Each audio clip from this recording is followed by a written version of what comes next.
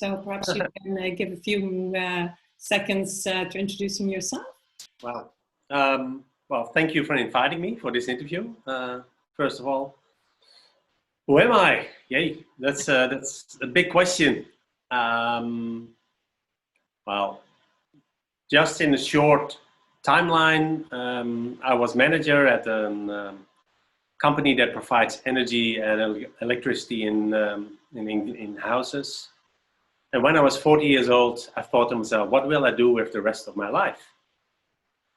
And then in the night of January 2001, I got a dream. And in the dream, I was standing in front of a group, trained them in leadership and personal development.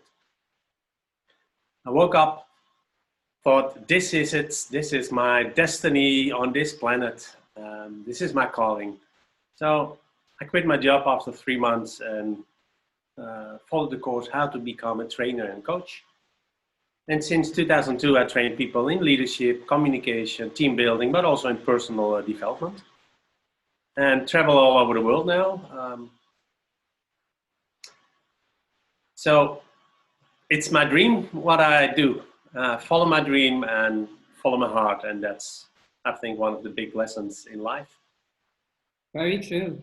Yeah, that's actually the reason why I want to do this leadership series, because for me, leadership has a certain definition. What is your definition for leadership? Leadership has to do with just one person, and that is you, no one else. Exactly. So basically, it's a short definition, but for me, that's the one that makes a true leader. Mm-hmm. And all the other people I train are managers, but there are just a few leaders. Very true. Yeah, and you took a great example yourself in taking the lead in your own life, because that to me is my definition of leadership. Yeah, it's taking responsibility of your own life. And that means of your own thoughts, your beliefs, your feelings, your actions, everything. And one of the most important things, and that's so hard for people, is from the moment that you stop to blame other people and circumstances for how you feel, your life will dramatically change. But it's so hard to not to blame other people for how you feel, or not to blame the corona crisis, or not to blame the government for all the things they do. Yeah, it's also a structure which has been in a grind throughout the culture and the environment we live in. Yeah, definitely. Because I noticed stop blaming and start taking the responsibility. Yeah, with the ups and downs which would come with it, because those are the opportunities to grow. Yeah. And sometimes also people believe that it's one big, a grand thing, scheme, but if you do not have the downs, those are typically the best growth moments.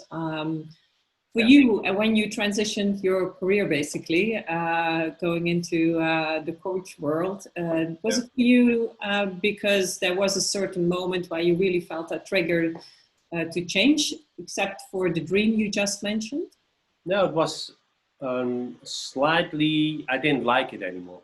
I noticed that a lot of managers around me just followed all the rules and regulations, but also try to, well, let's say, it's not fraud, but change the numbers.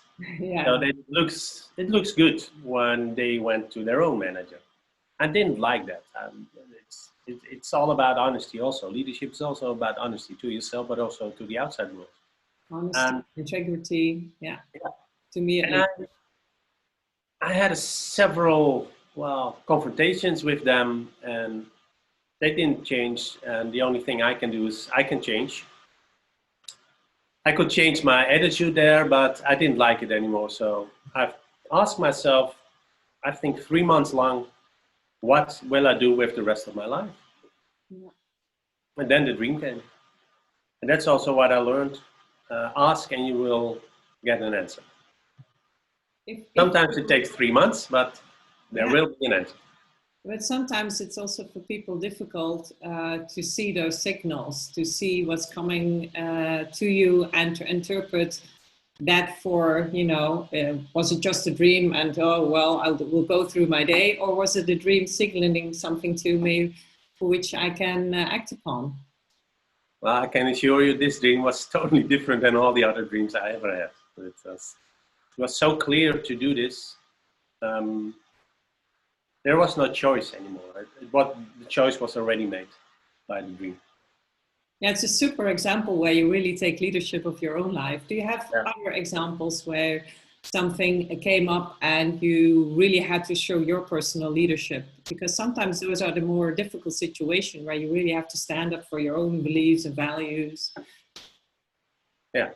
So you want another example? Was that a question? Or? Yeah. Well, to me, it's always great if we share examples of a personal life and what come across, so that other people can make that translation for themselves. When you look at my name, Arturo Massaro, that's an Italian name. So I'm half Italian, half Dutch. Mm-hmm. But when I was born, I had the Italian nationality.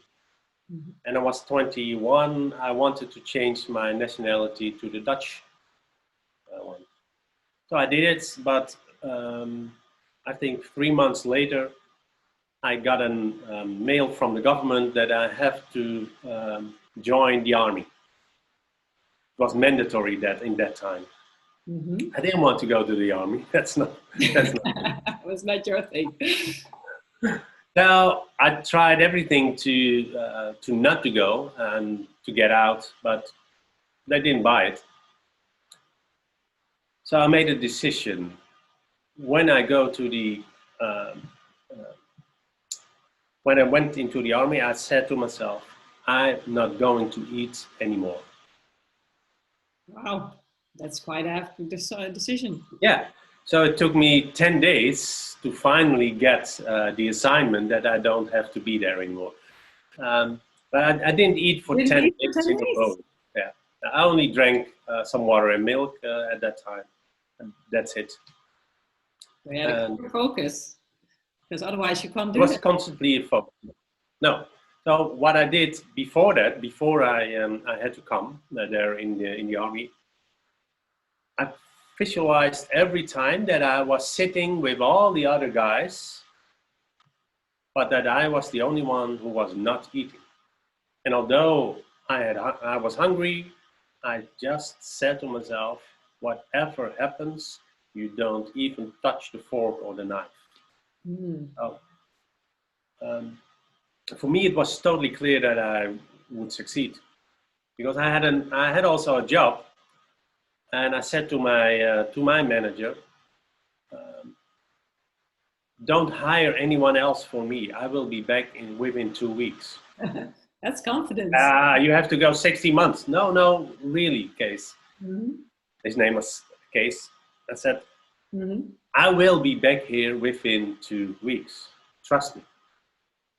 So after 2 weeks, on a Monday morning, I came into the office and I said to everybody, hey, good morning, and just sit behind my computer and started. And everybody, what are you doing here? What happened? Yeah. What else? But you, no, I said I would be back within 2 weeks. So I'm here.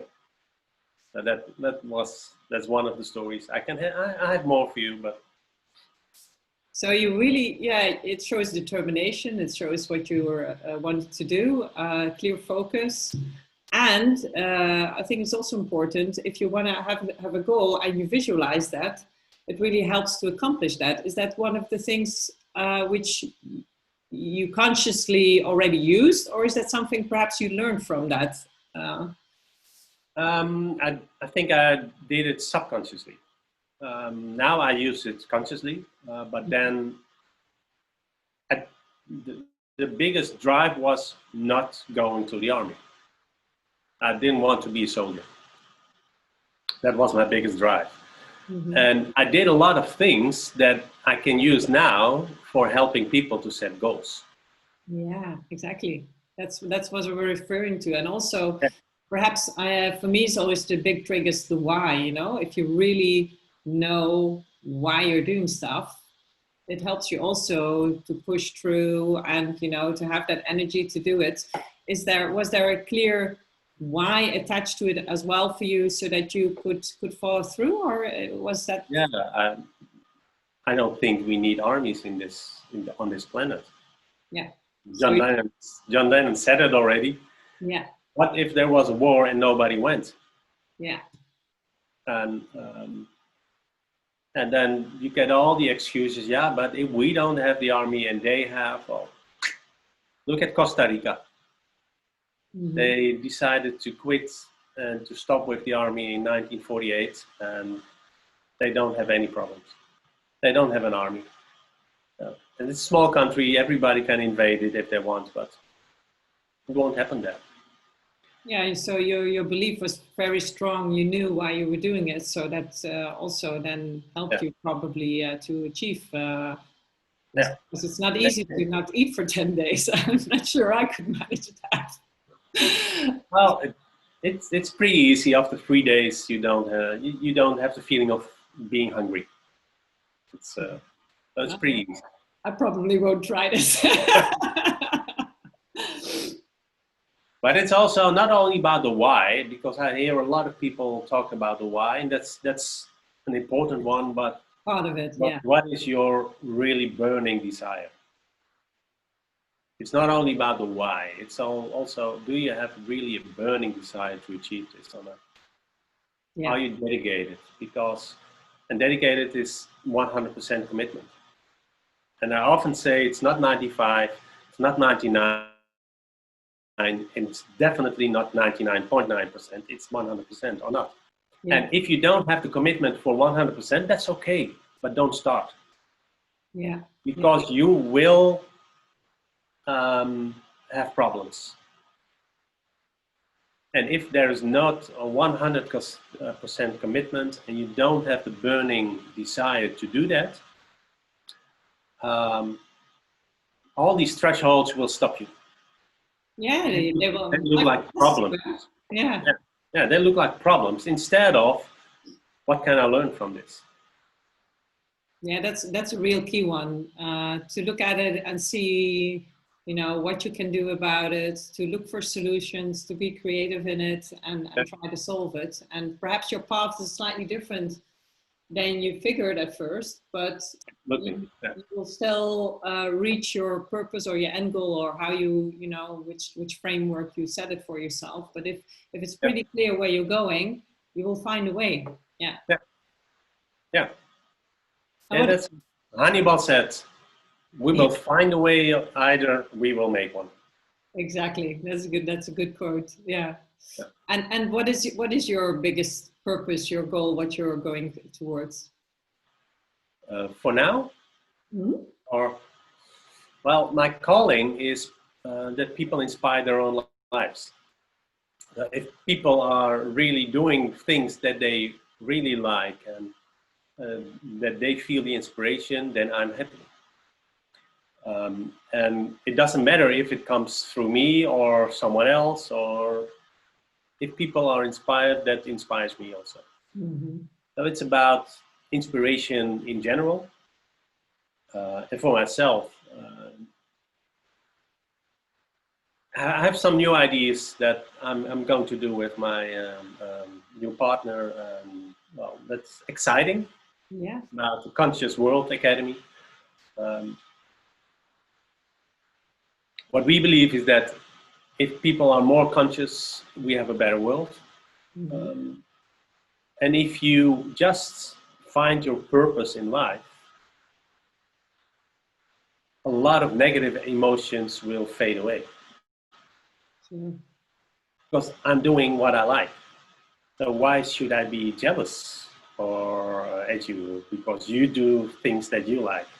Or the frustration that people seeing being happy and I'm not happy. Or if you find your purpose, if you find your calling, you will be much happier. Yeah. Yeah, and to me, actually, when I said why, for me, it's more about the why is my purpose. than just a reason to do something. So for me, that's really the stronger force which is behind it. And when you, I think, go after that purpose, you do it your way, because it's your purpose. It's never the same for anybody else. So you don't actually also need to compare yourself, because everybody's different and they will do it slightly differently, because that's one of the pitfalls we typically encounter. Well, the other one is better, and yeah, and that's all energy which you know is being used up, and which you cannot use to actually reach for what you have, you know, what your purpose is in your life. you're absolutely right. Absolutely right. I often say, if I look at Tony Robbins, Yeah. I would never start. He's already 30 years on top, having thousands and thousands of people in his events. Yeah. I'm not there. And I don't even know if I want to go there. I wanted when I was younger, but if I look at these kind of people, then I would never start. So just start. What is my own purpose? What makes me happy? And yeah, can you give an example of something what happens with you, so that you recognize that you're on that track? That there are some, you know, those little hints that you feel, you know, yeah. I'm living my purpose.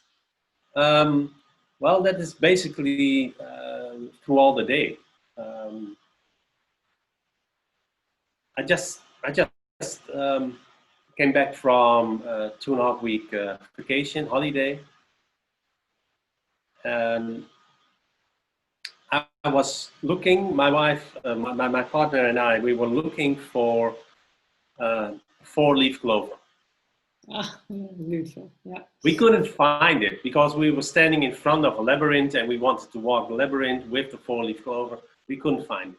So I said to myself, well, I can find a 1-leaf clover. I see a 2-leaf clover. I see a 3-leaf clover a lot, but I don't see a 4-leaf clover. And suddenly I asked myself, can I ever find a 5-leaf clover? And I thought, wow, that's impossible.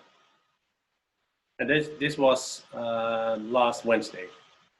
It's a true story. Within 1 minute, a butterfly came in, he landed somewhere and he flew away. And on that spot, there was a 5-leaf clover. So I picked it up and gave it to Claudia, my partner. And she has it and she's trying. So I have the evidence for this if people don't believe me. And at that moment, these are the moments that well, are so profound that everything is possible. Literally everything is possible.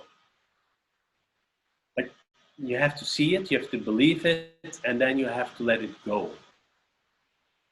I didn't look for a 5-leaf clover. Yeah, it's not that you have to decide to do it, but it's yeah. And that's the difference. What you see a lot of people doing, they're chasing their dreams, they're chasing their goals. It costs a lot of effort. But if you have the faith in the fact that it will come to you, you don't have to put a lot of effort in. True. That's a nice. I don't know if this is about leadership and all these kind of things. Yeah. For me, it is. To me, it is absolutely, because to me, it's leadership. Taking your leadership in your own life is really true leadership. It's about your personal development, to understand how the world works and how you can find your way. But for some people, it might be handy to hear these examples and to be able then to translate that into their personal life, to see the little clues. So that you live indeed also a more conscious life. Yeah. And is there something perhaps you want to give to our viewers as a final comment, that you know, if there is one pertinent message you have to bring, what would it be? Well, I have so much to tell. We can do that with you on that one. It's the soft skills that are so important. We all learn a lot at school and during the days that we work, and we use a lot of our IQ. But what I see is that most people, and also most leaders or managers, they cannot handle their own emotional part. Mm-hmm. So the emotional intelligence is one of the biggest flaws in what I see in leadership.